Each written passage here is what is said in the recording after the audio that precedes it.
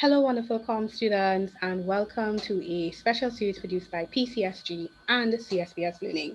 Hi, I'm Ms Chanelle of CSBS Learning, and I am here to give you another quick guide. This time, we're going to look at a quick guide to how the actual communication studies exam overall is marked. So, without further ado, let us get into it, right?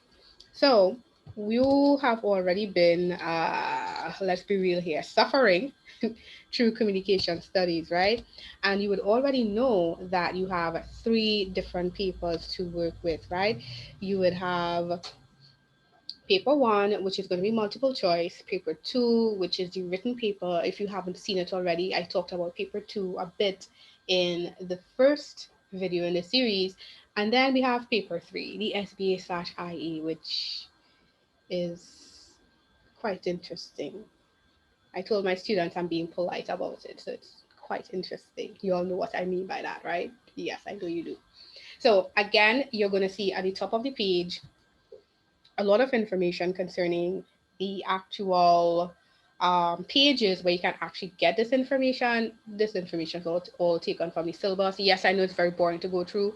However, if you want to get some more direct info, that's where you can go on the syllabus. If you have an e-copy, wonderful. So let's look at the information you're seeing towards the bottom of the screen because I think this is really important, especially since paper three, the SBA/IA is so, again, we're being polite, interesting.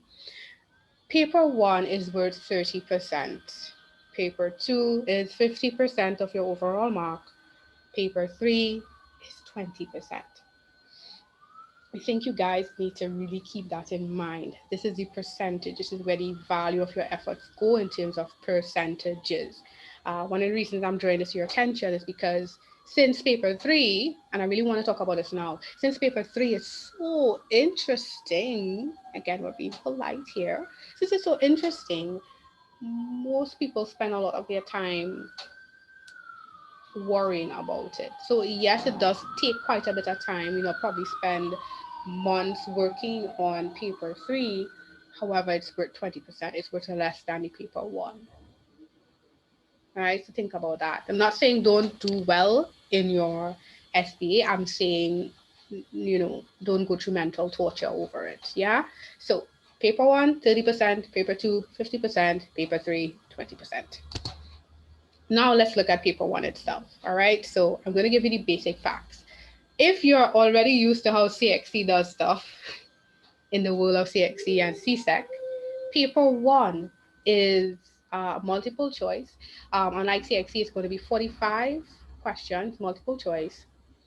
And there are two sections. One section is section A is actually going to be a listening comp section. Yes, so they're actually going to read a passage, you will not see the information. You have to listen to it and you respond to the multiple choice questions. I think it's no more than 7 questions for that section. As students who have done foreign languages at, say, SEC level will be familiar with something like this. Um, but basically, that's the structure of it. You listen to the passage, I believe they repeat it about twice, and you answer the questions. All right. Section B is basically the rest of the sheet, and it's going to cover all three modules, one, two, and three. Very interesting, right?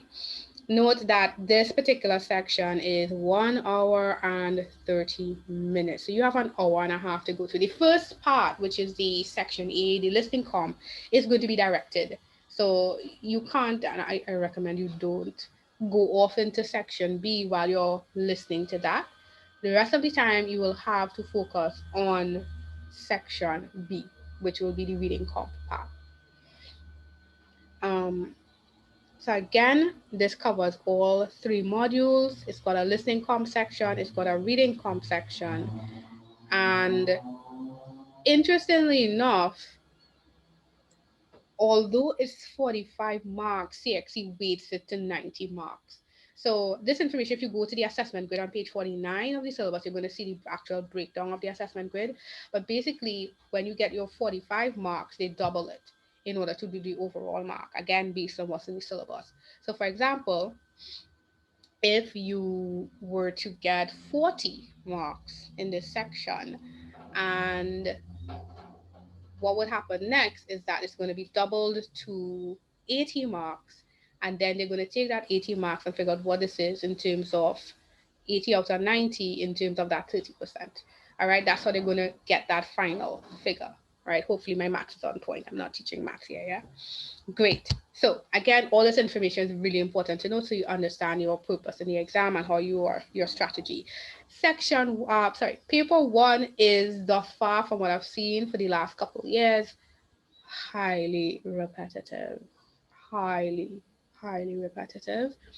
Um, I would say that I have heard that the paper one, I've not seen the paper one from last year, of course, but I would have heard that the paper one from last year, which was 2020 July exams, was definitely not highly repetitive. It definitely had a lot of new questions. It was one of the few papers last year that came with new questions. I think probably that they just were planning to do new questions last year anyway. So we'll have to see whether that trend is going to continue or whether it's going to return to highly competitive in 2021. Great, so that's the basic information. Not really eye opening, but again, this is 30%. This is worth more than your SBA/IA. So we don't want to mess up this paper at all, right? Also, as well, and this is my piece of advice, this is a knowledge section. A lot of what happens, a lot of the questions they ask is really a lot of it is basic knowledge, your basic knowledge and understanding of all three modules: data collection, language variation, um, Creole linguistics, the communication process, interruptions in communications, proxemics, chronemics. That basic factual information is going to be tested in paper one. All right, so be prepared for how wonderful and beautiful and lovely it's going to be.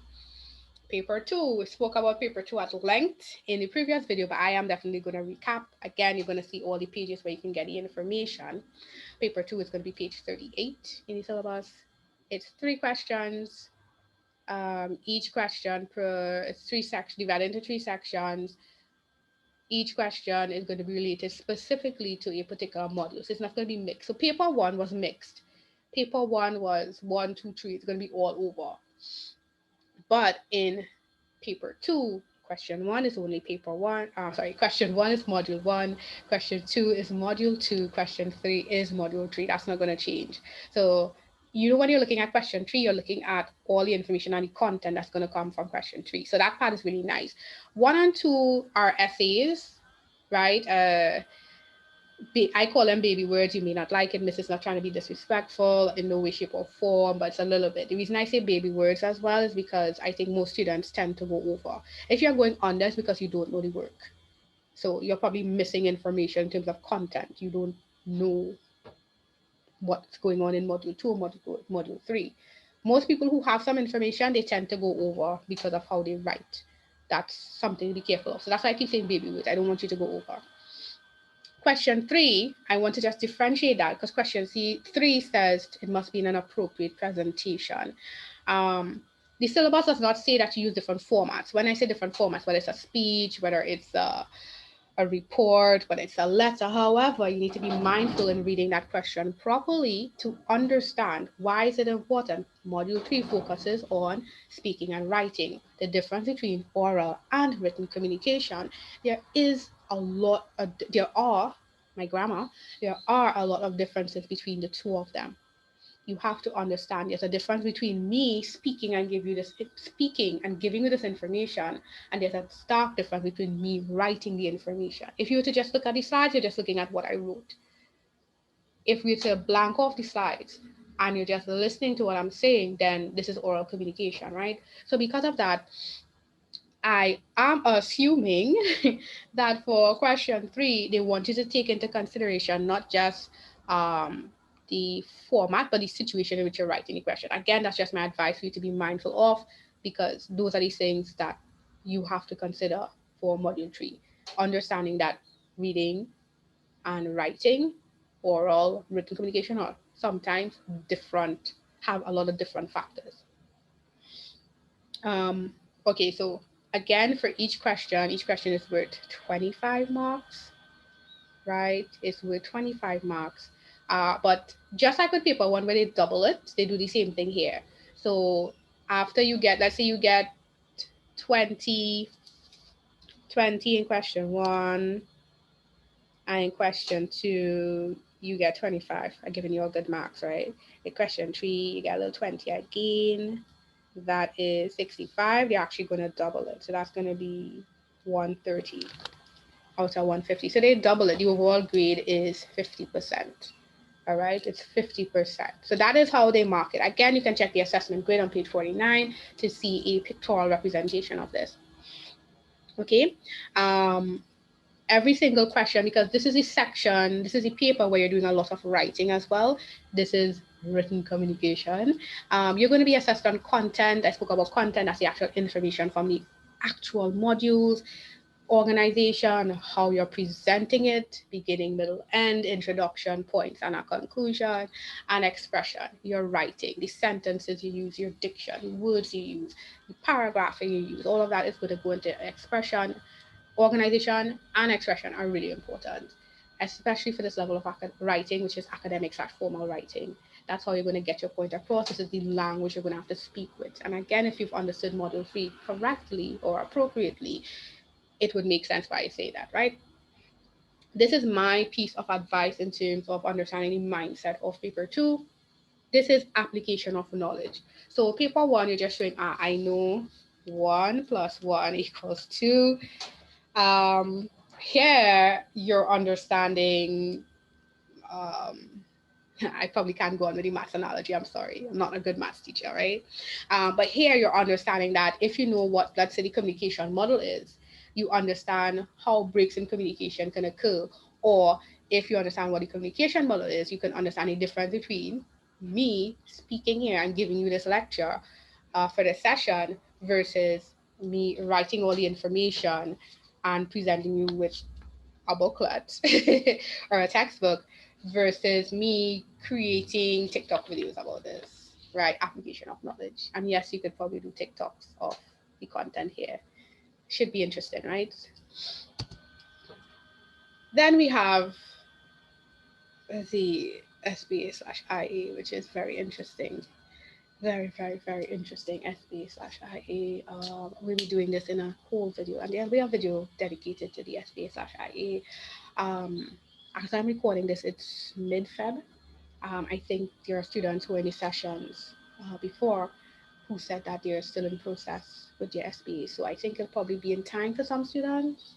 And of course, it's going to be here for future students, not just 2021 students, but for students who are writing the exam after. But yes, the SBA/IA is very interesting. Um, Marked out of 60 is for 20%. And it actually is supposed to evenly cover every single module, right? One interesting thing about this exam, each module is, I believe, evenly covered.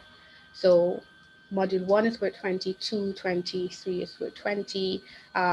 It's not doubled like the others were. I believe it's left as is.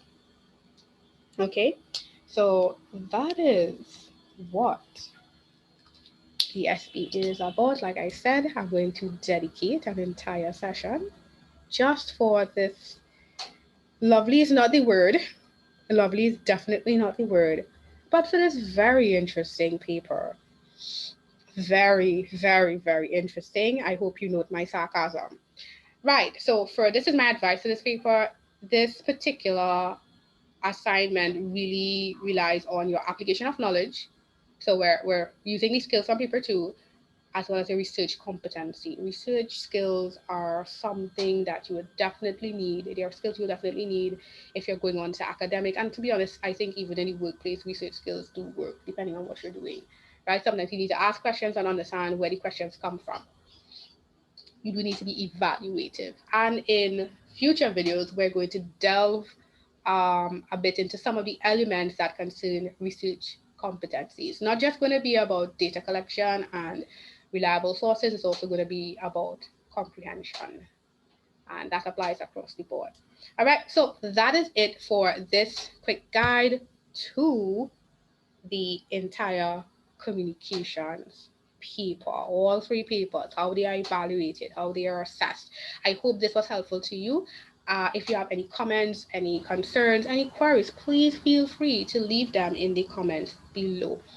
As well, don't forget to look out for the other videos in the series, which is produced by PCSG and CSBS Learning. Thanks for tuning in. Take care.